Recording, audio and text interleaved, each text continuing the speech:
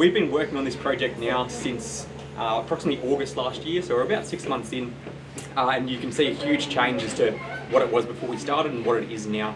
Typically we've got about 100 staff on site here, and in total across the course of the project we're hoping to create 445 jobs for Fijians here at the Maritime Essential Services Centre. So we're seeing great progress at the moment and looking to finish the work here in about August 2024.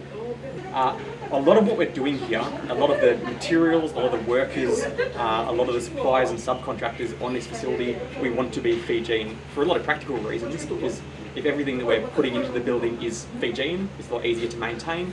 But also because we're here, the point of us being here is to assist with Australia and Fiji with boosting the economy and giving jobs to the locals. So at the moment, as I said before, we're looking to provide 445 jobs to Fijians, a lot of that local to Lami and Suva over here, but I suppose the wider Fijian community, and economically we've projected that $56.2 million Fijian will be injected into the local Fiji economy. So we're hoping to come here, provide a beautiful facility and leave Fiji in a better place than it started because of the facility as well. So we're pretty passionate about that.